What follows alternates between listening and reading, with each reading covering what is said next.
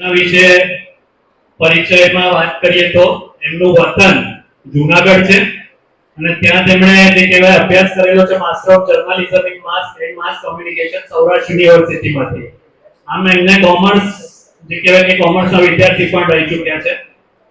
કારકિર્દી 2007 માં 21 વર્ષની વયે એમણે કોમોડિટી વર્લ્ડ નામના જે કહેવાય કે અખબારથી કારકિર્દીની શરૂઆત કરી. પત્રકારત્વમાં પ્રવેશ કર્યો જર્નલિઝમ ક્ષેત્રે. એમાં એમના વિજ્ઞાન ટેકનોલોજી વ્યક્તિ વિશેષ અથવા કોઈ પ્રસંગ વિશેષ એના ઉપર એમના 1200 થી વધારે લેખ પ્રગટ થઈ ચૂક્યા છે. તેમજ રેડિયો અને ટેલિવિઝન જેવા માધ્યમો તેમજ અન્ય આજના જમાનાના જે પ્રસાર માધ્યમો જે સોશિયલ મીડિયા પ્લેટફોર્મ્સ છે એમાં એમના વિવિધ ઇન્ટરવ્યુ સમયાંતરે પસાર થાય છે. એમનું જે સંપાદકીય કાર્ય એટલે અત્યારે એમની પોસ્ટ છે ત્યાં દિવ્ય ભાસ્કરમાં પૂર્તિના જે એડિટર તરીકેની છે. દરેક આપણને ખબર હોય તો કે રોજ અલગ અલગ વિષયોની પૂર્તિઓ તૈયાર થતી હોય છે. સોમવારે બિઝનેસની પૂર્તિ હોય, મંગળવારે છે કે ધર્મની પૂર્તિ હોય, બુધવારે છે ઓર સાપ્તાહિક પૂર્તિ હોય, એમાં બધું જે કે વિજ્ઞાન ટેકનોલોજીનું વાંચન હોય, ગુરુવારે ધાર્મિકને લગતું આવતું હોય પૂર્તિમાં, શુક્રવારે ફિલ્મને લગતી પૂર્તિ હોય, શનિવાર છે તો બાળકો માટેનો દિવસ છે તો બાળકો માટેની પૂર્તિ હોય, એમાં બધી ચિત્રવાર્તાઓ છપાતી હોય, કલર પૂરવાના જે આવતું હોય. રવિવાર છે ફરીથી જે કહેવાય કે નવરાશનો દિવસ છે, લોકો સારું વાંચી શકે એવું એટલા માટે જે સાપ્તાહિક પૂર્તિ હોય કે રવિવારે માણસે ટાઈમ હોય તો એ 4-5 થી માંડીને 8 પાના સુધી એક સારું સાહિત્ય કંઈક વાંચી શકે અને એનાલિસિસ તથ્ય જે છે એના જાણી શકે. તો સંપાદકીય કાર્યમાં ગુજરાતી નવલકથાના 150 વર્ષ, થોડા વર્ષો પૂર્વે 10 વર્ષ પહેલા 150 વર્ષ પૂરા થયા. ગુજરાતીમાં સૌથી પહેલી નોવેલ લખાઈ એને તો એની એમણે આખી જે કહેવાય કે 8 પાનાની પૂર્તિ કરી હતી.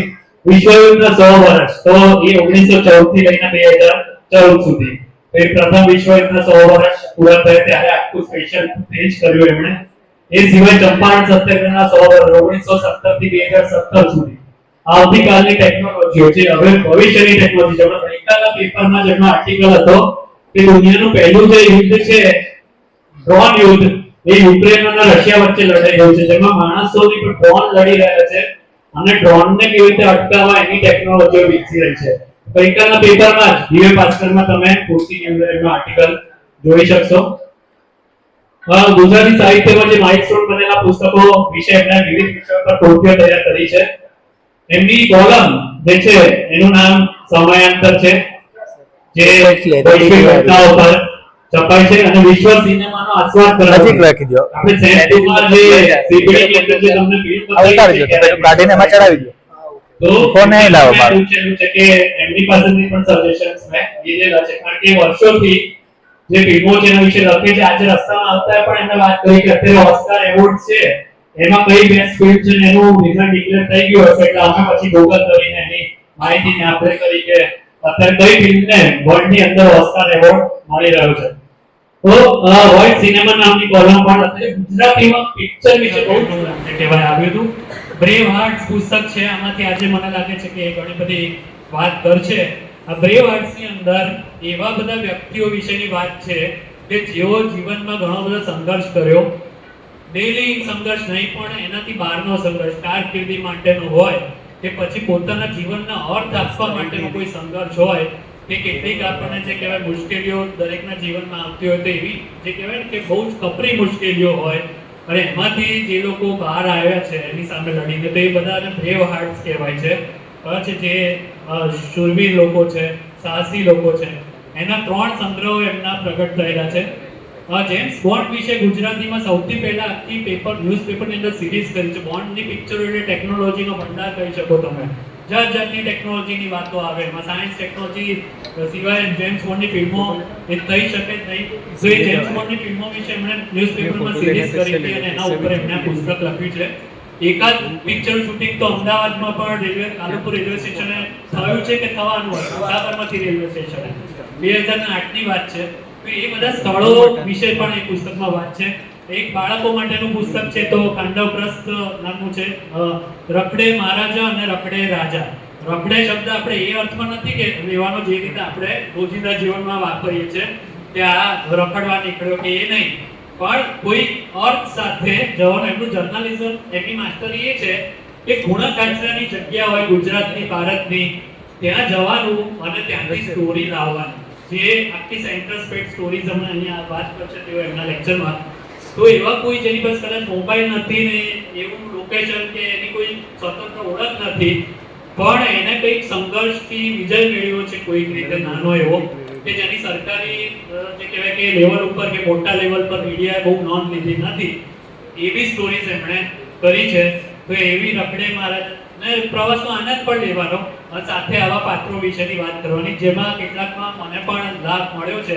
તો એ પણ જે કહેવાય એમાં એમના વર્ણનમાં લખેલું છે.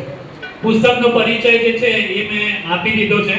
તો પ્રવાસના પુસ્તકો છે, પ્રોફાઇલ્સ છે, અને જે કહેવાય કે બાળકો માટેની સાહસ કથા છે, જેમ્સ બોન્ડને લગતું પુસ્તક છે. એવોર્ડ્સ મળેલા છે તેઓને. તો લલિતભાઈને જે એવોર્ડ મળ્યા છે એમાં ગીર નેશનલ પાર્કમાં વસવાટ કરતી સ્ત્રીઓની જે કહેવાય કે બહાદુરી વિશેનો એમને એવોર્ડ મળ્યો છે, જેની તેઓ આજના લેક્ચરમાં વાત કરશે. તો લાડલી મીડિયા એવોર્ડ 2013માં એમને પ્રાપ્ત થયો છે. એ સિવાય ગુજરાત મીડિયા ટ્રસ્ટ દ્વારા બેસ્ટ કોલમિસ્ટનો 2019માં એમને પુરસ્કાર મળ્યો છે. અને હમણાં તાજેતરમાં ગુજરાત સાહિત્ય અકાદમી ગાંધીનગર તરફથી એમને યુવા ગૌરવ પુરસ્કાર 2023માં પ્રાપ્ત થયો છે. અહીંયા યુવા ગૌરવ પુરસ્કાર મુખ્યમંત્રી શ્રી આદરણીય મુખ્યમંત્રી શ્રી ભૂપેન્દ્ર પટેલ સાહેબના હસ્તે સ્વીકારતા જોઈ શકાય છે. બીજા સન્માન છે એમને ખાસ તો ડિફેન્સ વિશે, ડિફેન્સ એટલે સંરક્ષણ, દેશના જે રક્ષણ કરે છે આર્મી વિશે અને એના આર્મીની ટેકનોલોજી વિશે, એમાં એમને લખવામાં રસ હોવાને કારણે એમણે ડિફેન્સ ડિપાર્ટમેન્ટ દ્વારા જે કહેવાય કે 1 મહિનાનો ડિફેન્સ કોરસ્પોન્ડન્સ કોર્સ એ થાય છે. તો એમાં એમને જે કહેવાય એપ્લાય કર્યું હતું ને એમની પસંદગી થઈ હતી અને એમને ટ્રેનિંગ તાલીમ એમને મળેલી છે. એની પત્રકારત્વના ભાગરૂપે તેમને અમેરિકા, જાપાન અને સાઉથ આફ્રિકા જેવા દેશોનો પ્રવાસ કર્યો છે. એમની કોન્ટેક્ટ ડિટેલ્સ છે, તમે સોશિયલ મીડિયા ઉપર કે ગૂગલ ઉપર લલિત ગંભાઈને ટાઈપ કરશો તો એ સરળતાથી તેઓ મળી જશે. હવે આજના કાર્યક્રમમાં તેઓ શ્રીને ઉદ્બોધન કરવાનું સંબોધન.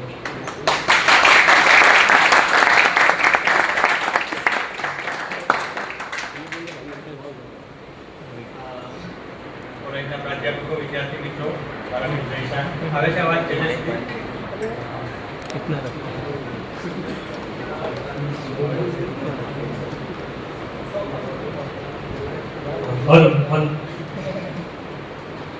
प्राध्यापक मित्रों, विद्यार्थी मित्रों અને પ્રોફેસર ઈશાન હું લાંબો પરિચય છે એટલો બધો લાંબો આપવાની જરૂર નથી.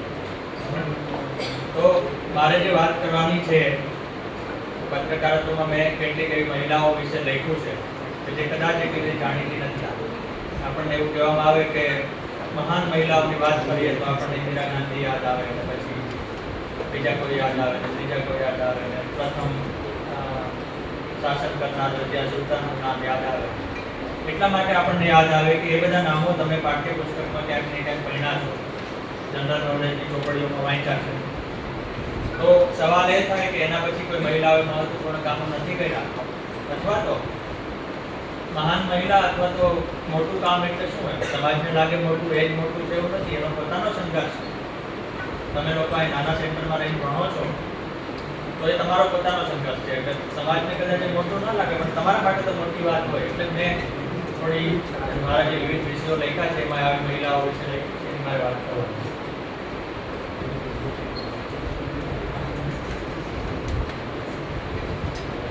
તો આ પહેલું જે તમને દેખાય છે મોત સામે માતૃત્વનો વિજય, મધર્સ ડે ઉપર મેં લખેલો આર્ટિકલ છે. જે લોકો ગીર નેશનલ પાર્કથી પરિચિત હશે એમને ખબર હશે કે ગીરના જંગલમાં આસપાસમાં અને ગીરમાં જે લોકો રહે છે એમને સિંહ અને દીપડા સાથે રોજનો સંઘર્ષ થાય. તો અહીંયા મેં એવી 4 માતાઓની વાત કરી છે કે જેણે પોતાના સંતાનોને સિંહ પકડીને જાય છે અને એને સિંહ સાથે લડત આપી છે. દીપડો પકડીને જાય છે અને લડત આપી છે. કોઈમાં સંતાન નાનું હતું 5 વર્ષનું, એક માતાએ પોતાના 40-45 વર્ષના દીકરાને બચાવવા માટે દીપડા સામે લડત આપી. કારણ કે માતા માટે તો દીકરો જ હતો, નાનું બાળક હોય દીકરો જરૂર નથી. તો એવી 4 મહિલાઓની વાત કરી છે, એમાંથી 2ના જ ફોટા મને મળી શક્યા છે. કારણ કે આ 2010-12ની વાત છે કે જ્યારે હું એ લોકોને શોધું, એમને મળું, એમની પાસેથી વાત જાણું. અને બીજું કે એમાંથી 2 પ્રસંગ એવા હતા કે ખેતરમાં મજૂરી કરવા આવ્યા હોય છે બહારથી, બરનાથથી, એ હતા. એટલે મેં પ્રસંગ બન્યો અને પછી મેં તપાસ કરી તો એમ કીધું કે અમારે ત્યાં મજૂરી કરવા આવ્યો હતા, હવે તો જતા રહ્યા છે. એટલે એમને શોધવા પડે, એમના ફોટા શોધવા. આ જે પેલો આપણે ફોટો દેખાય છે ઉપર, હા, અહીંયા ધોળકાથી બગોદરા વચ્ચેના ખેતરનો છે. એ લોકોનો પડાવ ત્યાં ખેતરમાં હતો, હું ત્યાં ગયો એની સામે હું પડ્યો છું. અને મેં એની પાસેથી જાણવાનો પ્રયાસ કર્યો. આ જે બાળક છે એને એની માતાએ સિંહ દીપડા અને દીપડાના જે ઉછળતું હતું એમાંથી છોડાવ્યો છે. અને આ જ આર્ટિકલ માટે મને 2013માં લાખે એવોર્ડ મળ્યો. તો વાત એ છે, એમાં બીજી મહત્વની વાત એ છે કે જે માતાઓએ એના સંતાનોને છોડાવ્યા, એટલે કે જીવ જોખમમાં મૂક્યો, એ એક પણ કિસ્સામાં એનું એકમાત્ર સંતાન નહોતું. એને એનાથી વધારે સંતાનો હતા. એટલે ઇન કેસ એને જો સંતાન ગુમાવવું પડ્યું હોય તો એને એવું ન થાત કે હવે મારી પાસે કોણ છે. તો ત્યાં ઘણી વાર એવું હોય કે ભાઈ 4 સંતાન છે ને એકાદનું નિધન થાય તો એટલું ન થાય કે હટિયા પૂરા કરવાનું. પણ આ માતાઓએ કોઈ એવું વિચાર્યું નથી કે અમારો એકમાત્ર દીકરો નથી અને યાર દીપડા સંસાર અને રાતના અંધારામાં. તો આ એની કથા છે. એટલે આ એવી છે કે જે હવે કોઈ દિવસ લાઇમલાઇટમાં ન આવે, પણ એને તો એના સંતાનો માટે સંઘર્ષ કર્યો. હેડિંગ વંચાય છે કોઈને?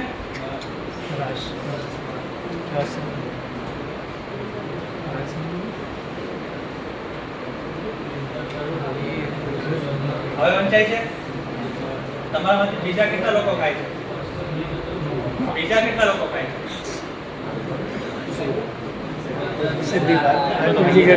મારે ખવડાવવાનું નથી, ડોન્ટ વરી, તમે આખી કરી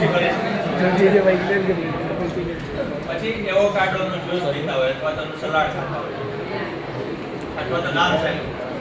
હવે એવું છે કે આપણે ત્યાં પશ્ચિમમાંથી જે વાનગીઓ આવે એને આપણે માની લઈએ છીએ કે આપણો ખોરાક છે, પણ એવું નથી. એવોકાડો છે આપણા માટેનો ફૂડ નથી, આપણી પાસે એના વિકલ્પો છે. આપણે પુષ્કળ ચીઝ ને પનીર ખાઈએ છીએ, જે યુરોપના દેશોમાં જરૂરી છે કારણ કે તે ઠંડા પ્રદેશ છે, જે આપણા માટેનો ખોરાક નથી. તો જે ઉપર જે બેન દેખાય છે એનું નામ છે અસ્મા ખાન. એ જગતના ટોપ રેસ્ટોરન્ટ સંચાલિકા છે અને લંડનમાં દાર્જિલિંગ ડાયરી નામની રેસ્ટોરન્ટ ચલાવે છે. તો જયપુર લિટરેચર ફેસ્ટિવલમાં એમને મળ્યો હતો કે ભારતની ખાવાની આદતો કેવી રીતે બદલાઈ રહી છે.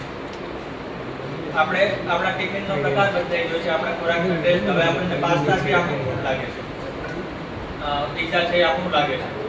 એટલે છેલ્લા 10 વર્ષમાં બીજી કોઈ દુકાનો ન ખોલી હોય એટલે પીઝાની શોપ ખોલી, કારણ કે આપણે એટલા બધા પીઝા કન્ઝ્યુમ કરીએ છીએ. પણ હકીકતે આપણા શરીર માટે યોગ્ય છે કે નહીં? તો આ એવા બેનની વાત છે કે જેણે બ્રિટિશરોની ખાવાની આદત પડી કે ભાઈ તમે આ સમયે આ ખાઓ, કારણ કે દરેક વસ્તુનો એક ખોરાકનો સમય હોય. જેમ કે શિયાળો હોય તો આપણે તાજા શાકભાજી આવે તો એ પ્રકારની વાનગી બને. ઉનાળામાં કંઈ બનતું એવું બને નહીં, કારણ કે ઉનાળા માટેનો ખોરાક નથી. તો ખોરાકની આદતો છે આપણા પર્યાવરણ, આપણા જીવન સાથે અને આપણા સંસ્કાર સાથે જોડાયેલી. છેલ્લા વર્ષોમાં બહુ પરિવર્તન આવે છે. પરિવર્તન આવે એની ના નથી, પણ રેસ્ટોરન્ટમાં કોઈ ખાય છે એટલે આપણે ખાવા માંડીએ એમ પણ ન હોય. રાતે તમે ચીઝ ખાઓ તો એ તમારા પેટ માટે નુકસાન છે. બીજું કે ચીઝ આપણો ખોરાક જ નથી, એના બદલે આપણી પાસે દૂધની બનતી કેટલી બધી વાનગીઓ છે. યુરોપના દેશો કે જેની પાસે એટલી બધી વાનગી વિવિધ નથી, એ લોકો ચીઝમાંથી બનાવે. એટલે આ એનો આર્ટિકલ આગળ એક માજી છે જે 105 વર્ષના થઈને 5-6 વર્ષના થઈને થોડા વર્ષ પહેલા ગુજરી ગયા. પણ પહેલા વિશ્વ યુદ્ધના સૌથી પહેલા સમાચાર એમને લખ્યા 1914માં. અને આપણે જાણીએ છીએ કે યુક્રેન રશિયા, જો તમે સમાચાર તમે લોકો જોતા હો, તો યુક્રેન રશિયા વચ્ચે સંઘર્ષ 2023 ચાલે છે. 2023 27 ફેબ્રુઆરી એક્ઝેક્ટ આપણે તારીખ કરી. પણ લડાઈ શરૂ થઈ એની પહેલા બંને વચ્ચે સંઘર્ષ તો નાનો મોટો ચાલતો જ હતો, કારણ કે કોઈ રાતોરાત નથી. તો એ પહેલાનો જે માહોલ હતો એટલે આ વિશ્વયુદ્ધ વખતે એવું હતું કે યુરોપમાં ગમે ત્યારે લડાઈ ફાટી નીકળશે એટલે બેન એનું રિપોર્ટિંગ કરવો પોલેન્ડની સરહદે કર્યું. પછી હમણાં સુધી એટલે કે 1914 થી 2014 ને પણ 15-16-17 સુધી જીવ આપણે એક્ઝેક્ટ યાદ નથી. પણ એની કહાની બહુ રસપ્રદ છે કે એક તો વિશ્વયુદ્ધ જેવો અઘરો વિષય અને એનું શરૂઆત, રિપોર્ટિંગની શરૂઆત એક મહિલાએ કરી. મારે ખાલી સાબિત એટલું જ કરવું છે કે શું કરી શકે કોઈ. આપણને એમ લાગતું હોય કે આપણી પાસે સુવિધા હોય તો બધું તો એવું નથી. હકીકત એ છે કે દુનિયામાં સફળ લોકોનો તમે ધ્યાન અભ્યાસ કરો ને તો નાના સેન્ટરમાંથી આવ્યા હોય એની સફળતા વધારે હોય છે મોટા સેન્ટરમાં. એટલે તમારી પાસે અમદાવાદમાં બધું હોય પણ તમારી પાસે ખેડામાં બધું ન હોય તમે સફળતા તો એ સફળતા વધારે મહત્વની છે. જ્યાં બેનના કિસ્સામાં બને જે લોકો ગુજરાતી ભણ્યા હશે અથવા તો ગુજરાતીમાં એમને કાવ્ય આવતું હશે ચારણ કન્યા નામ, જે બાજુમાં મૂક્યું છે 14 વર્ષની ચારણ કન્યા, બાળી કોળી ચારણ કન્યા, ગુજરાતી ભાષાનું બહુ અમર કાવ્ય છે. 1928 માં ઝવેરચંદ મેઘાણીએ કાવ્ય લખ્યું, પછી કાવ્યની નીચે નોંધ કરી હતી કે આ ઘટના ફલાણી જગ્યાએ ગીરમાં બનેલી છે. એનો મતલબ એમ કે સત્ય ઘટના ઉપર આધારિત છે. તો મારો સવાલ એ હતો કે સત્ય ઘટના ઉપર આધારિત છે એટલે કે 14 વર્ષની હીરબાઈ નામની કન્યાએ સિંહને ભગાડ્યો, પછી હીરબાઈનું શું થયું? કારણ કે આપણે કવિતા તો આજે 100 વર્ષ પછી 82 વર્ષ પછી ગાઈએ છીએ. 1928 ની ઘટના છે, હવે એને 100 વર્ષ થવા આવ્યા, 3 વર્ષ. પણ મેં જ્યારે 2010 માં એની તપાસ શરૂ કરી ત્યારે 82 વર્ષ થયા. તો એ માજી તો જીવતા ન હોય સ્વાભાવિક રીતે, પણ પછી શું થયું મારો સવાલ કે ભાઈ ચારણ કન્યા નામનું કાવ્ય સત્ય ઘટના ઉપરથી લખાયું છે, તો એ સત્ય ઘટના પછી હીરબાઈ નામના બેન છે કેટલું જીવા, એમને સંતાનો હતા કે નહીં? હવે કોઈ સામાન્ય મહિલાએ સિંહને બગાડ્યો હોય તો કઈ એના વારસદારને શોધવાનો ન હોય, પણ ચારણ કન્યા ગુજરાતી ભાષાનું અમર ગીત છે, જે અમર કાવ્ય છે. એટલે શાળા કોલેજનો કાર્યક્રમ હોય, સરકારનો કાર્યક્રમ હોય, બીજા સાંસ્કૃતિક કાર્યક્રમ હોય, એમાં એક ગીત ગવાય છે. એનો મતલબ એમ કે ગીત આપણા જીવનમાં વણાય. એટલા માટે એના મૂળિયા શોધવાનો પ્રયાસ કરવો મહત્વનો છે. એટલે મેં શોધવાનો પ્રયાસ કર્યો તો પછી મને મળ્યા છે વારસદારો, અને ચારણોમાં એવી પરંપરા હોય કે ત્રીજી પેઢીએ નામ રિપીટ કરી શકાય. એટલે હું એને મળવા ગયો ત્યારે એના વારસદારની દીકરીનું નામ પણ હીરબાઈ. હવે તો મોટી દીકરીનું લગ્ન પણ એ લોકો આજે પણ ગીતમાં રહે છે. એટલે સિંહને બગાડનારી કન્યા, એ જગ્યા, એ કવિતા, એનું સાહિત્ય અને એની આજની સ્થિતિ, એવું બધું એક કથામાં છે. આ એવી પ્રકારની છે કે ગીરમાં 50 થી વધુ નેસ છે. નેસ એટલે અત્યંત નાનું ગામ કે જે સિમેન્ટનું પાકું બાંધકામ કરવાની ગીરમાં છૂટ ન હોય. એટલે ત્યાં તમને સિમેન્ટની દિવાલ કે સિમેન્ટનો રસ્તો ન મળે, ઘાસ માટીનું સ્થળ. કોઈ પણ પ્રકારનું પાકું બાંધકામ તમે નેશનલ પાર્કમાં કરી ન શકો. તો એવા સંજોગોમાં રહે છે. લાઇટના થાંભલા પણ ના હોય, તે સોલાર લાઇટ. એ વચ્ચે એમના માટે સિંહો બગાડવા રોજનું કામ. તો કેટલી બધી એવી યુવતી હોય છે કે જે આજે પણ રોજ આપણે કૂતરાને તગડીએ કે ગાયને તગડીએ, સરળતાથી સિંહો સાથે. અને પરદેશના પત્રકારો ભારતમાં આવે અને આ જોવે તો એને લાગે કે ઓહો, આ તો બહુ મોટી વાત છે. અને એટલા માટે ન લાગે કે હું તો ત્યાં મોટો થયો છું. પણ પછી એ નેશનલ જિયોગ્રાફિક કવર સ્ટોરી કરે કે લિવિંગ વિથ લાયન્સ. કારણ કે આફ્રિકામાં સિંહો સાથે રહી નથી શકાતું. આફ્રિકાના સિંહો ખૂબ ખાસ છે, ગુજરાતના સિંહો એટલા બધા નથી. તો કહ્યું છે આ કન્યાઓ પર્ટિક્યુલરલી, કારણ કે પુરુષો તો પશુધન લઈને બહાર નીકળી ગયા, તો દૂધ આપવા શહેરમાં જાય. ધારો કે ધારી છે, ગમરેલી છે, કે નજીકનું જે ક્ષેત્ર છે, ઉના છે, તો એ આખો દિવસ બહાર જાય. તો ભેંસને સાચવવાનો ત્યાં જાય, સંતાનો હોય એને સાચવવાના, પશુ હોય એની પાસે ગાય, ભેંસ ને અમુક 3 પ્રકારના પશુ હોય એમને સાચવવાના. એ દરમિયાન સિંહ આવે તો એમને તગડવાનો. ત્યાં વધારે સંઘર્ષ છે મહિલાઓ.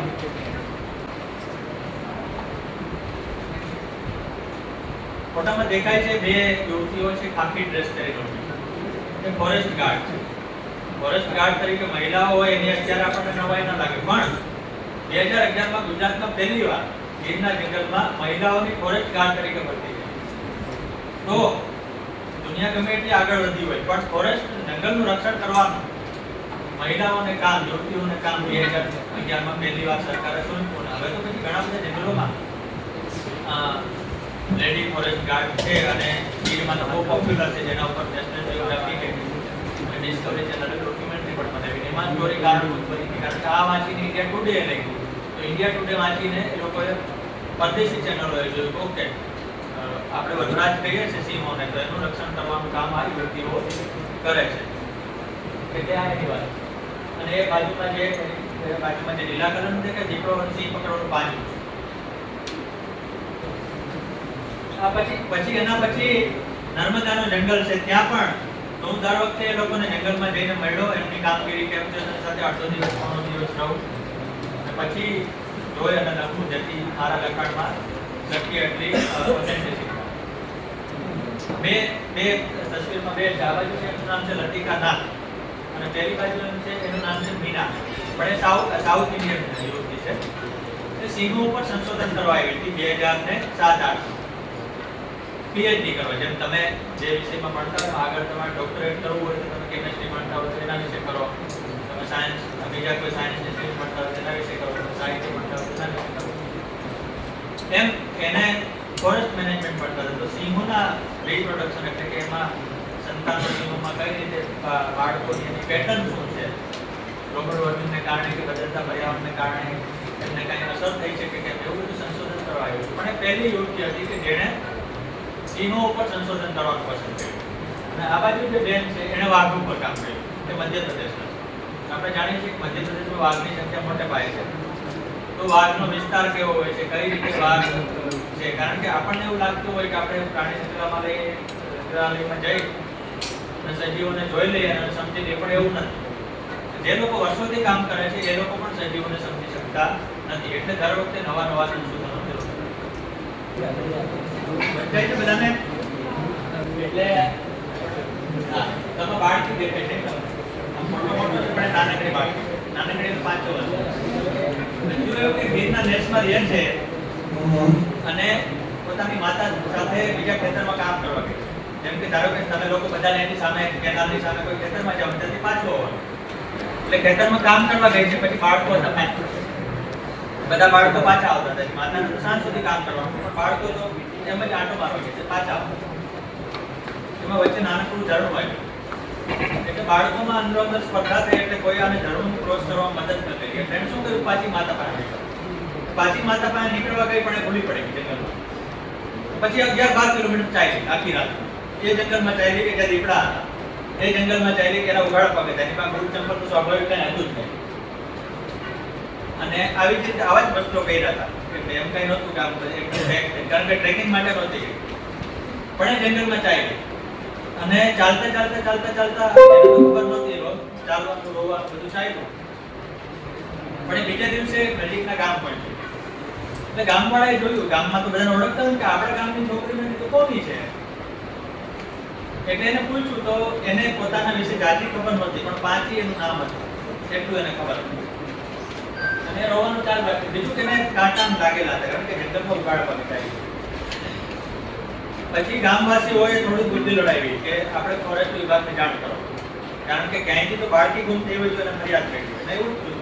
આ લોકોને હેસવાસીઓ જ્યાં બાળકી ગુમ થઈ હતી આખી એને સાંજે ખબર પડી, કારણ કે આને એમ કે ખેતર છે, ખેતર એને માતાને એમ કે ઘરે પહોંચી ગઈ છે, જ્યારે હતું એવું નહીં. એટલે પછી સાંજે એને ખબર પડી એટલે જંગલ ખાતાને જાણ કરી. જંગલ ખાતાએ પણ રાતે જે શક્ય હોય એટલું ચેકિંગ કર્યું.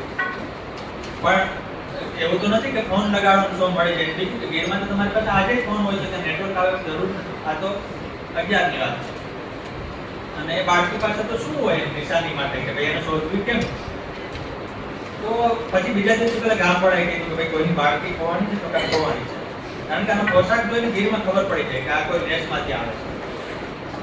આપણે ત્યાં એક સમય એવી ટ્રેડિશન હતી કે તમે પોશાક જોઈને એની જ્ઞાતિ પણ ઓળખી શકો, પોશાક જોઈને એનો પ્રદેશ પણ ઓળખી શકો.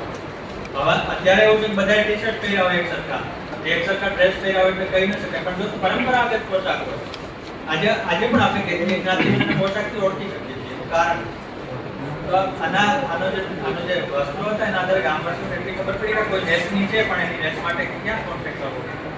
તો ફોરેસ્ટ ખાતાને જાણ કરીને પછી બીજા દિવસે એના પરિવાર સાથે વિનંતી. પછી મેં બાળકી પાસે ગયો, એ તો કંઈ બોલતી નહોતી, પણ એના માતા પિતાએ બધી વાત કરી કે કઈ રીતે ખોવાઈ ગઈ, કઈ રીતે એને મેળવી. એટલે સવાલ એ છે કે તમે ગીરના જંગલમાં આ રીતે એકલા રાત રહી શકો, જો ન રહી શકતા હોય તો એની બહાદુરી એટલા માટે મહત્વની. અને પછી મેં છેલ્લે એક વાક્ય એવું લખ્યું છે કે તમે અમદાવાદ, સુરત, વડોદરા જેવા મહાનગરમાં કોઈ બાળકીને એટલી વાર એકલી ન ગીરમાં એને કાંઈ નહીં, જંગલી પ્રાણીઓ કાંઈ નહીં કરે, માણસો કાંઈ નહીં કરે. મોટા શહેરોમાં તમને વાહનોનો ખતરો છે અને માણસોનો ખતરો છે. આપણને એમ લાગે કે જંગલમાં વિકાસ નથી, પણ એવું નથી. આપણે વિકાસને કઈ દ્રષ્ટિએ જોઈએ છે એના ઉપર. સિંહમાં એવું હોય છે કે શાસન પ્રાણીની સામે શિકાર પણ એક એટલે ખાલી એને ફોટો સ્ટોરી છે કે જંગલમાં કોનું શાસન છે. રાણીનો મહિલા દિવસે અમે રાણી લક્ષ્મીબાઈ વિશે તમે બધા જાણતા જ હશો. તો ઝલકારીબાઈ વિશે કોણ જાણે? રાણી લક્ષ્મીબાઈની કથામાં જો તમને યાદ હોય તો ઇતિહાસમાં એવું છે કે એના ઉપર હુમલો થતો તો પછી એના સાથીદારો એને કીધું તમે અહીંથી નીકળી જાઓ, કારણ કે હવે આપણું જે ઝાંસી છે એ તૂટી પડવાની તૈયારીમાં છે, આપણે હારવાની તૈયારી. તો તમે અને એની પાસે ત્યારે રાણી લક્ષ્મીબાઈનો દીકરો નામ હતો, જે આપણે એના ફોટામાં પાછળ બાંધેલો જોઈ શકીએ. તો જે દુશ્મનો છે એને ભ્રમ થાય કે રાણી લડે છે, એના માટે જલકારીબાઈ નામની એના જેવી એમની હમશકલ યુવતી આગળ આવી. એને રાણી જેવો પોશાક પહેર્યો અને એમને એના જેવી લાગતી હતી, ઉંમર બધી એના જેવો પોશાક પહેર્યો, એની જેમ ઘોડા ઉપર સવાર થઈ, એની જેમ પાછળ રાખ્યું અને મેદાનમાં ગઈ. એટલે બધા મને આ રાણી એટલો સમય રાણી લક્ષ્મીબાઈને નીકળી જવા માટે મળ્યો. જલકારીબાઈના ઇતિહાસમાં કોઈ બહુ ખાસ ઓળખતું નથી, પણ રાણી લક્ષ્મીબાઈને બચાવવા માટે એનો બહુ મહત્વનો ફાળો. એટલે રાણી લક્ષ્મીબાઈની સાથે જલકારીબાઈનું પુતળું પણ છે ગ્વાલિયર. ત્યાં તો એટલું સન્માન મળ્યું છે, પણ એટલે બધા એ પ્રસિદ્ધ નથી, તે પણ છે તો ખરા. આ ગુજરાતી માજી છે, ઘડિયાળમાં રહેતા હતા અહીંયા નજીક જ, જમનાબાઈનું નામ છે. અને એ બીજા વિશ્વયુદ્ધ વખતે વિશ્વયુદ્ધ લડનારી એકમાત્ર ગુજરાતી મહિલા હોય તો એ છે. હવે લડનારી એટલે એને કે બંદૂક ઉઠાવી કે તલવાર ચલાવી એવું નથી. એ એના નર્સિંગ કોરમાં હતા, એટલે કે એને સૈનિકોને સારવાર કરવા. કારણ કે યુદ્ધમાં માત્ર દરેકે લડવાનું ન હોય, એને પુરવઠો પહોંચાડવો, સારવાર આપવી, અને સમયસર ભોજન પહોંચાડવું સૈનિકોને, જાસૂસી સંદેશાની આપ લે કરવી, એ બધી જ કામગીરી. એમાં જમુનાબા છે બીજા વિશ્વયુદ્ધમાં નર્સિંગનું કામ કરતા હતા અને એ આસામ સરહદ.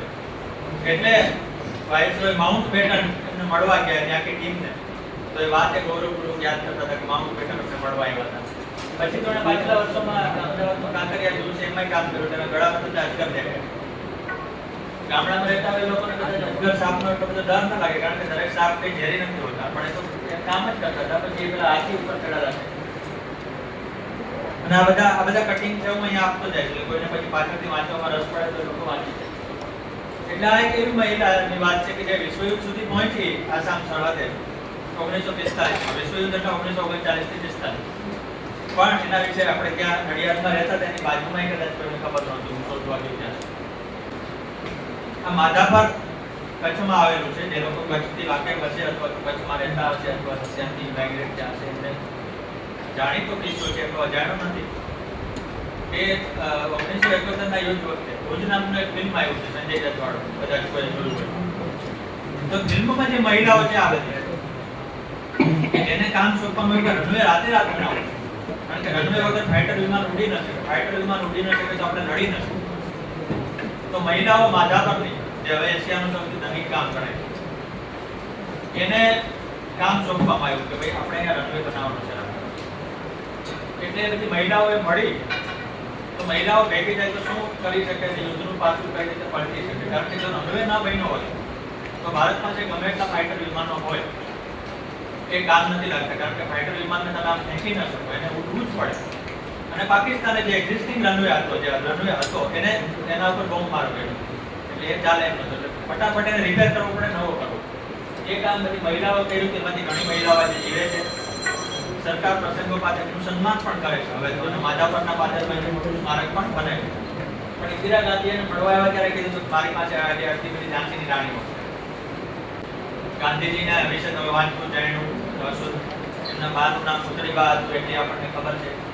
પણ પછી કોઈને ગાંધીજીના બા વિશે ખબર નથી, કારણ કે ગાંધીજીને મહાન બનાવવામાં એની માતાનો ફાળો હતો. તમે જો આત્મકથા વાંચો તો એમાં એની માતા સાથેનો લાગણીભર્યો સંબંધ દેખાય. પણ આત્મકથામાં એની માતા વિશે ગણીને 8 લીટી લખેલી છે. તો એ માતાનું ગામ, અને એવું પણ કહેવાય છે કે ગાંધીજીનો જન્મ પોરબંદર નહોતો થયો, એના માતાના ગામે થયો. કારણ કે આપણે જાય છે કે પ્રસૂતિ વખતે મહિલા એના ઘરે જાય. પહેલી પ્રસૂતિ વખતે તો જાય, ઘણીવાર બીજી વખતે પણ જાય. જ્ઞાતિગત નિયમો, જુદા જુદા રિવાજો હોય એટલે. તો એ બહુ કઈ અજાણી વાત નથી. તો પોરબંદરમાં જન્મ થયો તો કેમ? કે પોરબંદરમાં જન્મ થયો તો કોઈ સર્ટિફિકેટ નથી, પણ ગાંધીજી આત્મકથામાં પહેલી લીટી લખી એટલે લોકોએ માની લીધી. ગાંધીજી સાચા કે ખોટા એમાં આપણે પડતા નથી, પણ જે જાત્રાના ગામ છે એના ગામવાસીઓને તો ખબર છે કે આ અહીંયા પુતળીબા રહેતા હતા, એનું ગામ છે, પ્રણામી સંપ્રદાયમાં માનતા હતા, મંદિરે જતા હતા. એનો એકમાત્ર ફોટો અવેલેબલ છે. પુતળીબાને જે વારસદારો રહેતા હતા એ ઘર ક્યાં છે એ મેં જોયું. એ જમાનાના વાસણો હતા, એને પુતળીબાનો પરિવાર છે એ માટે લીધેલા ગામવાસીઓ હોય. ક્રિકેટના ડબરા છે, જૂના ઘરોમાં જોવા મળે કદાચ. તો એ પુતળીબા છે એ ભૂલાયેલા છે, એની કથા છે, એનું વતન ભૂલાયેલું છે એની કથા. આ પણ મદદ જેવો કથા હતી. ચરોતરનું ગામ છે સિસવા, જેમાં થોડા સમય પહેલા ગ્રામ પંચાયતમાં બધી જ મહિલાઓ છે. એટલે ત્યારે બહુ મોટી વાત હતી. પછી ગડબડ એ થઈ કે આમાંથી અડધી મહિલાઓ પડતી હતી ગ્રામ પંચાયત પડતી હતી. એટલે એમને મહિલાઓ તરીકે જીતી ગયા. પછી લડત પૂરી આપી ને અથવા તો એમને એટલો રસ ના પડ્યો, પણ એ વિજેતા થઈ ગઈ એટલું તો છે. અને એ ગુજરાતનો પહેલો કિસ્સો હતો કે આખી ગ્રામ પંચાયતની સમિતિ છે એ યુવતીઓના હાથમાં. કેમ કે તમે જોઈ શકો છો કે કઈ ઉંમર કઈ મોટી નથી, તમારાથી થોડી મોટી, એટલે જે ચૂંટણી લડી શકાય એવી ઉંમર છે. એમ કે 45-50 વર્ષે લડ્યા એવું નથી. એના ડ્રેસ ઉપરથી તમને ખબર પડે કે શી ઇઝ ક્વાઇટ મોડર્ન. ભગતસિંહના માતાનું નામ વિદ્યાવતી દેવી. ભગતસિંહ તો નાની ઉંમરે ફાંસીએ ચડી ગયા, અને જેનો દીકરો ફાંસીએ ચડ્યો હોય તો માતાની વ્યથા કેટલી હોય. પણ વિદ્યાવતી દેવીને બીજો દીકરો માનેલો હતો બટુકેશ્વર દત્ત, ભગતસિંહના સાથીદાર. જેમણે ભગતસિંહ વાળો ઇતિહાસ વાંચ્યો હોય એમને યાદ હોય કે ભગતસિંહ, બટુકેશ્વર દત્ત, રામપ્રસાદ બિસ્મિલ એક સાથે. બટુકેશ્વર દત્ત તો બહુ પાછળના વર્ષો સુધી જીવા. નિયમિત રીતે એ વિદ્યાવતી દેવી પાસે જતા અને એનો દીકરો વયો ગયો છે એની ખોટ ઓછી થાય એનો પ્રયાસ કરતા. એટલે વિદ્યાવતી દેવીએ અંતિમ શ્વાસ તો એને બટુકેશ્વર દત્તના હાજરીમાં જ દવાખાનામાં લીધા હતા કે ભાઈ મારો દીકરો આવી ગયો હવે. અને એની રાહે જતા ઘણી વાર હોય કે સંતાન આવે પછી માતા કે પિતાનો જીવ છૂટે, તો વિદ્યાવતી દેવીના કિસ્સામાં પણ એવું થયું. એટલે બે શહીદ સપૂતો માતા. સુપ્રીમ કોર્ટ દેશની સૌથી મોટી કોર્ટ છે અને અનેક જાતના ચુકાદાઓ આપતી હોય છે. એટલે આપણે જાણીએ છીએ કે રામ મંદિરનો ચુકાદો હોય કે ટ્રિપલ તલાક જેવો કે જેની દેશભરમાં બહુ ચર્ચા થઈ હોય, એવા મોટા ચુકાદાઓ સુપ્રીમ કોર્ટ આપે. સુપ્રીમ કોર્ટ સામે કોણ લડે? એનું નામ છે ઇન્દિરા જયસિંહ, કે જેણે સુપ્રીમ કોર્ટની ભૂલો પણ બતાવી. કારણ કે સુપ્રીમ કોર્ટ તમને કહે છે કે અમારી ભૂલો હોય તો તમારે કહેવાનું, તમારાથી ડરવાની જરૂર નથી. તો આ દેશમાં દેશના બધા વકીલોમાં એની અનોખી ઓળખ છે કે એના નામથી ભરભરા કરે છે કે એને કાયદા કેવી રીતે તમે ચેલેન્જ નહીં કરો, કારણ કે એના જેટલો અભ્યાસ કોઈનો નહીં. અને પછી આ કસાબ વખતનો કેસ છે. 2008નો મુંબઈ હુમલો છે, પછી કસાબ એક આતંકવાદી જીવતો પકડાણો, તો કોઈ એનો કેસ લડવા તૈયાર નહોતું. તો એક મહિલા વકીલ આગળ આવી. આ પેલી ઇન્દિરા જયસિંહ છે, આ બીજો કિસ્સો છે એક્સ્ટ્રીમ. મહિલાએ કીધું કે આતંકવાદી કે જે હોય એનો કેસ તો લડવો જ જોઈએ, કારણ કે એને ન્યાય મેળવવાનો અધિકાર. તો એ પણ વિવાદાસ્પદ બન્યા કે ભાઈ તમારા ન્યાય આતંકવાદીનો કેસ લડવો જોઈએ કે કેમ. વિજ્ઞાનીઓનું નામ આવે તો આપણને કદાચ મહિલાઓ બહુ ઓછી યાદ આવે તો મેરી ક્યુરી નામ યાદ આવે અને પછી ત્યાં જ મોટે ભાગે અટકી જાય. પણ ઘણી બધી મહિલાઓ છે વિજ્ઞાન ક્ષેત્રે મોટું કામ કરે છે. દુનિયાનું સૌથી શક્તિશાળી મિસાઇલ છે અગ્નિ 5, એનું સંચાલન ટેસી થોમસ નામના મહિલા વિજ્ઞાનીએ કર્યું. અહીંયા બધી વિવિધ પ્રકારની છે, જાનકી અમલથી માંડીને કેટલાક નામો તમે કદાચ જે તમે સાયન્સની જે સ્ટ્રીમ ભણો છો એમાં આવતા હોય છે, કારણ કે કોઈ બોટનીમાં કામ કર્યું છે, કોઈ ફિઝિક્સમાં કર્યું છે, કોઈ કેમેસ્ટ્રીમાં કર્યું છે. મહિલા દિવસે ઓછી જાણીતી મહિલાઓને આપણે હાઇલાઇટ કરવાનો પ્રયાસ નીચે કેવું કંઈક બતાવવાનું. હવે આ અત્યારની છે, ધારો કે ટેસી થોમસમાં કર્યું, પછી આ બધી ઇસરો સાથે સંકળાયેલી છે, જલ્દી ચાલે છે. ઇસરોનો મોટો પ્રોજેક્ટ સફળ થાય તો આપણે એનું ગૌરવ લઈએ, પણ એની પાછળ મહિલાઓના પણ ભાગ્ય ચાલશે. આ બધી મહિલા ડોક્ટરો એવી છે કે જે 90 વર્ષે 85 વર્ષે પણ સારવાર કરશે. અને લઈકું ત્યારે સારવાર કરતી હતી, પછી તો ઉંમરનું કામ કરે, એટલામાંથી કોઈનું નિધન થયું હોય, કોઈ આજે સક્રિય હોય પણ ન પણ, કારણ કે વાત 10 વર્ષ થઈ ગઈ. પણ 92 વર્ષના છે, એસ પદ્માવતી 99 વર્ષના છે, ભક્તિ યાદવ 91 વર્ષના હતા, અને એટલા વર્ષે એ દર્દીઓને તપાસ કરી. આપણને એમ થાય કે આપણે દિવસે થાકી ગયા છીએ તો આવું યાદ કરી લેવાનું. ઇન્ડિયન નેશનલ સાયન્સ એકેડમી ભારતનું વિજ્ઞાન ક્ષેત્રે બહુ મહત્વનું કામ કરે છે. પણ ઇતિહાસમાં પહેલી વાર એક મહિલા એની પ્રેસિડેન્ટ બની.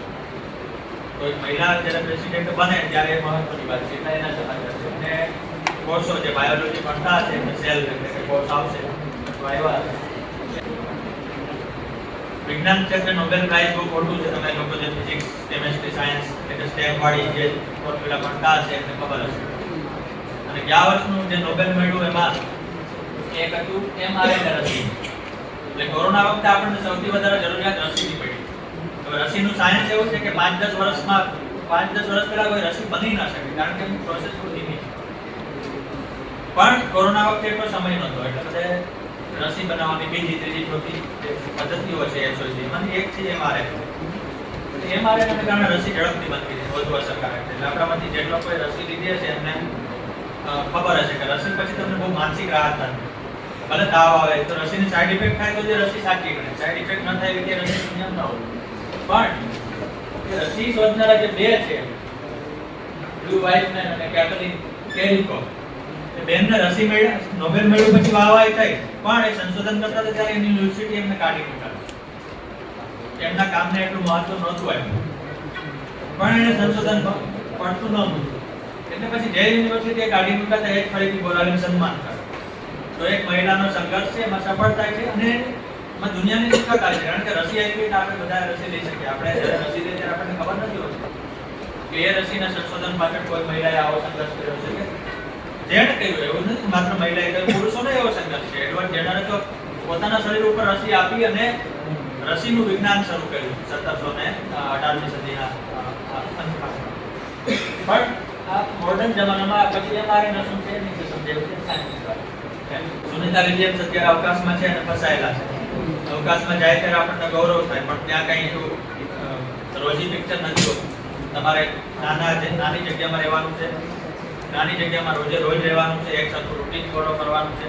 ત્યાં તમને કોલેજમાં એમ થાય કે અમને આ 4 દિવાલમાં મજા નથી આવતી અને શિયાળો હોય તો તમારા પ્રાધ્યાપક એમ કે ચાલો આપણે ખુલ્લામાં ભણીએ. અવકાશમાં એવો વિકલ્પ નથી હોતો. પણ ત્યાં સૌથી વધુ રહેવાનો વિક્રમ પણ સુનિતા વિલિયમ્સ. અત્યારે હવે વિક્રમ બનશે એ વિક્રમ બનાવવા માટે નથી, એ તો ત્યાં ફસાણા છે. એટલે કારણ કે 400 કિલોમીટર ઉપર છે, એટલે એવું તો નથી કે ચાલો ઉતરી જાવ વિક્રમ તો મારો. એના માટે યાન મોકલવું પડે. પણ એની અગાઉ એને લાંબો સમય ત્યાં રહી અને વિક્રમ મહિલા પ્રવાસીઓની વાત છે. Around the world in 80 days નામનું જુલે વર્નનું પુસ્તક છે. એમાં એક સંશોધક એમ કે 80 દિવસમાં પૃથ્વીનું પરીક્ષણ કર્યું. એ 19મી સદીની વાત છે. આજે તો થઈ જાય તો કઈ રીતે થાય એની બધી કથા છે. પણ જીન બારે નામની એક મહિલા છે જેને 80 દિવસમાં પૃથ્વીની પ્રદક્ષિણા કરી હતી. એની 80 દિવસ કરતા ઓછો સમય એટલી પોપ્યુલર નથી. પછી મીરાબાઈને આપણે બધા ભક્ત કવિયત્રી તરીકે ઓળખીએ છીએ, પણ એ પ્રવાસી હતા. રાજસ્થાનથી કર્ણાટક સુધી ફર્યા હતા. એટલે આપણે પણ મીરાબાઈને જાણીએ છીએ, મહારાષ્ટ્ર વાળા પણ જાણે છે, કર્ણાટક વાળા પણ જાણે છે, રાજસ્થાન વાળા પણ. કારણ કે તો 500 વર્ષ પહેલા થઈ ગયા, 15મી સદીમાં, 14મી સદી. છતાંય આપણે મીરાબાઈને જાણીએ છીએ. એક કારણ આ છે કે એ પ્રવાસી હતા. પ્રવાસી હોય તો પ્રભાવ એકથી વધારે વિસ્તારમાં પડે.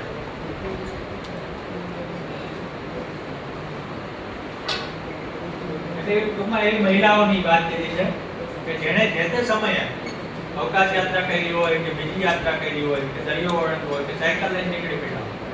તો બધા એમ કહે છે કે આવું નહીં થાય, તો કે એવું શક્ય નથી, ના થાય. પ્રયાસ કરવો પડે. બીજા એવું કહે કે આવું નહીં થાય ને આપણે માની લઈએ તો એ અલગ વાત છે, પણ તમે પ્રયાસ કરો તો થાય.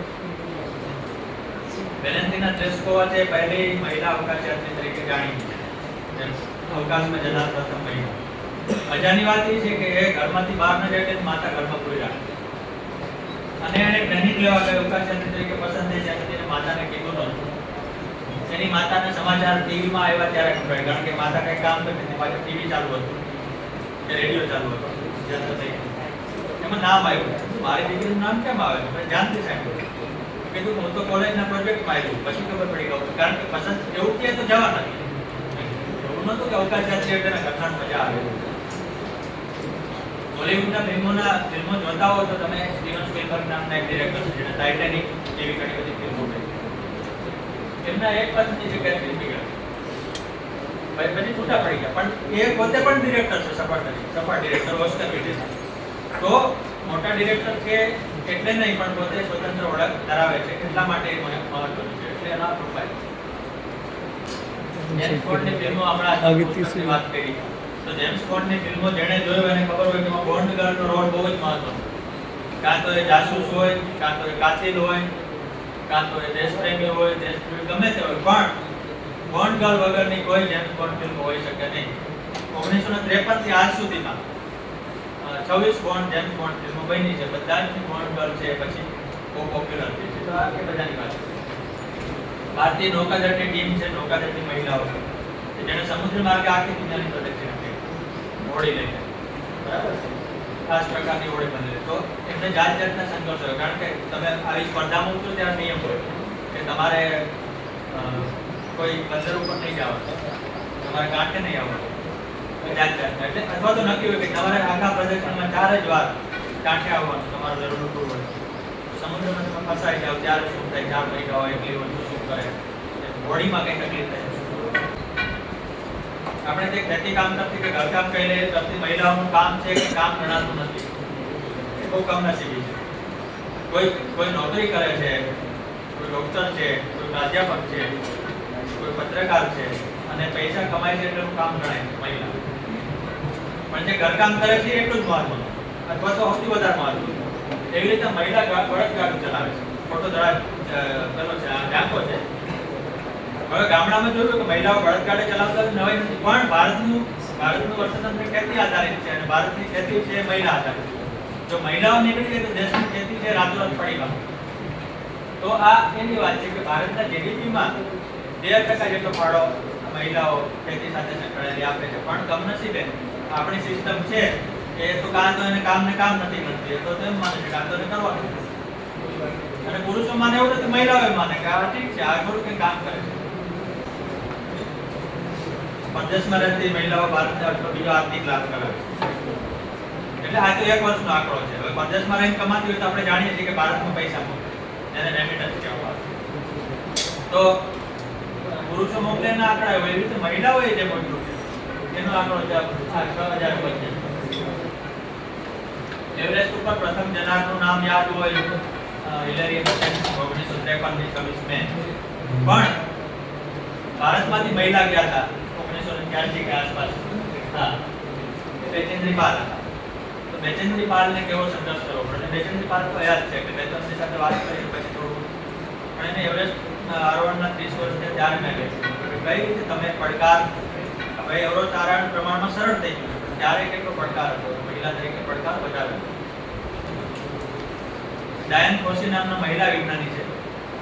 જે લોકો પ્રાણીશાસ્ત્ર કે એવું કંઈ ભણશે એમને કદાચ એનું નામ આવશે, કે જેણે ગોરીલાઓ પર સંશોધન કરવા આખું જીવન સમર્પિત કર્યું. જે જંગલોમાં આજે પણ કોઈ જતા નથી. આફ્રિકાના વિરુંગા નેશનલ પાર્ક નામનું જંગલ છે, કેન્યા, યુગાન્ડા અને 3 દેશોની સરહદ આવે. તો દુનિયામાં એકમાત્ર જગ્યાએ ગોરીલા ત્યાં આવે છે. આ બેન એનું આખું જીવન ગોરીલા ઉપર સમર્પિત કર્યું. એટલે કિંગ કોંગ સિરીઝની હોલિવૂડની જે ફિલ્મો છે એમાં એક મહિલા આવે છે. એ હકીકતે આનું એક રજૂઆત છે કે ગોરીલાને કોઈની વાત માનતો હોય તો એ મહિલાની વાત માને.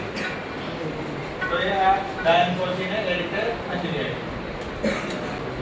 એમાં જેક સ્પેરો તમને કદાચ ખબર હશે, હોલિવૂડ ફિલ્મો જોતા હશો તો ચાંચિયાઓની વાત છે. પણ નીચેની વાત, નીચે રેડમાં મહિલા ચાંચિયાઓ પણ હતી જે સમુદ્રમાં જતી. એટલે એવું નથી કે પરાક્રમ છે, આ પરાક્રમ છે, પણ એ હિંમતે કરી છે કે ચાલો અમે જાય છીએ, જહાજ ડૂબીને આવીએ. તો ચાંચિયાઓની સાથે આ પણ હતી અને એનું કામ વધારે ઘાતક હતું. એટલે એવું છે કે કોઈ એક જ કામ પુરુષો અને મહિલા કરે, મહિલા ધારે તો વધુ સારી રીતે કરી શકે અથવા તો વધારે પ્રભાવક રીતે કરી શકે. એટલે આમાં એમણે એ કહ્યું આગળ. સામાન્ય રીતે મહિલા મંદિરમાં પૂજારી હોય નહીં, પણ કચ્છમાં એક એવું કામ છે કે જ્યાં મહિલાઓ જ પૂજા કરે અને મહિલા જ નેક્સ્ટ મહિલા મહંત તરીકે નક્કી કરે. આપણે જે સબરીમાલા મંદિરમાં મહિલાઓને ના પ્રવેશ દેવાનો વિવાદ બહુ જાણીતો છે. સાઉથમાં ઘણા છે કોઈ મહિલાઓને પ્રવેશમાં ના દેવાય. તો મંદિરો જ્યારે મહિલા સાથે ભેદભાવ કરે છે ત્યારે બીજી બાજુ આવું પણ મંદિર છે કે જે મહિલાથી શરૂ થાય. આ વચ્ચે જે બેન દેખાય છે એનું નામ છે ડોક્ટર કિટની કાર્લા. નેશનલ જિયોગ્રાફિક સોસાયટી છે અમેરિકાની, જે વન્ય જીવન પર્યાવરણ સંશોધન ઉપર ગ્રાન્ટ આપે છે. એની 10,000ની ગ્રાન્ટ આ બેન જમેડી જે ભારતના છે. એનું પર્યાવરણ સંશોધન શું હતું, ગ્રાન્ટ કઈ રીતે મળે, ગ્રાન્ટ લેવી હોય તો શું કરવું, એ બધાનું ગાઈડન્સ આપે છે. કારણ કે ગ્રાન્ટ માટે આખી દુનિયામાં સ્પર્ધા હોય. દર વર્ષે પદ્મ એવોર્ડ જાહેર થાય 26મી જાન્યુઆરી આપણે જાણીએ છીએ. 100-125 લોકોને પદ્મ એવોર્ડ અપાય, એમાં ઘણી મહિલાઓ. અમે ખાલી મહિલાઓનો પ્રોફાઇલ કર્યો છે કે કઈ કઈ મહિલાઓ છે, શું કામ કરે છે. કોઈ જૂનું ભરતકામ જાળવવાનો પ્રયાસ કરે છે, કોઈ ઔષધિ ઉપર કામ કરે છે, કોઈ યોગના શિક્ષિકા છે, કોઈ સાડીઓનું કામ કરે છે. માલમ એટલે શું, કોને ખબર? આંગળી ઊંચી કરો બરાબર ખબર હોય. માલમ એટલે શું? Captain you mean right. તો વાહનનો કેપ્ટન પુરુષ જ એવી જરૂર નથી. કચ્છના કવિબેન છે એટલે પાછળ ફોટો ઉપલબ્ધ છે. એ એમના હસબન્ડનું નિધન થયું તો એ વાહન લઈને નીકળી ગયા. આપણે કરીએ તો પ્રથમ મહિલા માલમ છે. સરખડી નામનું એક ગામ છે ઉના પાછળ સૌરાષ્ટ્રમાં, જે વોલીબોલના ખેલાડીઓ પેદા કરે છે. એમાં સૌથી વધુ મહિલા ખેલાડીઓ. એટલે ગુજરાતની કોઈ પણ વોલીબોલની સ્પર્ધા હોય તેમાં સરખડીની ટીમ તો હોય જ હોય, કારણ કે ગામ છેલ્લા ઘણા વર્ષોથી ફૂલ ટાઈમ કામ કરે છે ખેલાડીઓ પેદા કરવા, અને એની મહિલા ટીમ છે પણ બહુ પોપ્યુલર છે. બિલકુલ. તો આ અડવજમાં 400 સતીઓના ત્યાં પાડ્યા છે. હમણાં પેલો ફિલ્મમાં પદ્માવત ત્યારે વિવાદ થતો જોહરના નામ બધું ચાલતા ત્યારે. પણ એમાં શું હતું કે મહિલાઓએ છે કે ભાઈ આપણે આક્રમણખોરોના હાથે પકડાવવું નથી એટલે બધી સામૂહિક રીતે જોહર ક્યારેક લડત પણ આપે. તો લડત આપે તો શું થાય, એમાં પાડિયા ખબર પડે એટલે ત્યાં અડવજમાં જ છે અને 400 છે.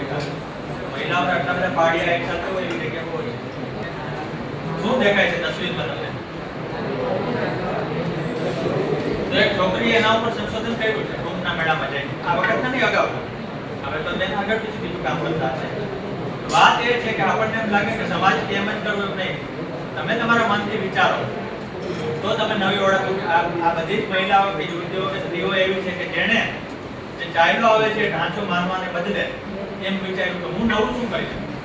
જેણે કહ્યું શરૂઆતમાં એનો વિરોધ થયો કે ભાઈ તમે દિગંબર સાધુઓ એટલે કે વંશમગરના સાધુઓ પાસે જાઓ છો યુવતી તરીકે, તમારું શું થશે? પણ એનું કઈ નતું. એનું સંશોધન કર્યું.